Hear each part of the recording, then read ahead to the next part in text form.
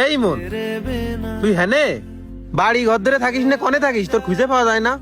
আর শুনলাম জুয়েলের কাছে নাকি টাকা হলাত চাইছিস, মানুষের কাছে টাকা পয়সা হলাত চেয়ে বেড়াচ্ছিস। টাকা পয়সা লাগলে আমার কাছে বলতে পারিস না? তোর ভাই না আমি? শরীরটা কয়েকদিন খারাপ তো ভাই, কাজ কামে যাতে পারিনি, তাই ওই জুয়েল ভাইয়ের কাছে কয়টা টাকা হলাস চাইলাম। আর তুই আর কত দিবি? তোর কাছ থেকে তো সবসময় নি, এই জন্য আর তোরে কই। তুই টাকা চাইলে আমি কোনো সময় না করিস? কম পারি বেশি পারি দিছি। আর এই এনে 15,000 টাকা আছে, এখনই যে ডাক্তার দেখাবে আর বাড়ির বাজার সহায় করবি। এনে ধর। না ভাই, আমার টাকার দরকার নেই। আমি চাই না আমার জন্য তোর বাড়ি ঝামেলা হোক। কেন, তুই কি তোর ভাবির কথা কিছু শুনেছিস? না ভাই থাক, ওইসব কথা বাদ দে। আমার শরীরে একটু সুস্থ হলি, আমি কাজে গেলি সব ঠিক হয়ে যাবে। দেখ, বাড়ির ওইসব বিটি মানুষের কথায় কান দিস নে। তুই আমার ভাই, আমরা ভাই ভাই। আর আমি তোর বড় ভাইয়ে করছি, এখন তুই এই টাকাটা নিবি। কি হলো, ধর। মেলা বড় হয়ে গেছাও না? না, এই ধরছিস না কেন?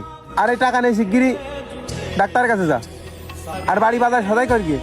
আর কারো কাছে হুটহাট করে টাকা পয়সা হালাত চাবি না। যা লাগে আমার কাছে এসে আগে কবি, আমি যতটুকু পারি দেবো, না পারলেও অন্য ব্যবস্থা করবো। যা ওঠ, উঠছিস না কেন? এই মনে করে ডাক্তারের কাছে যাবি বলো।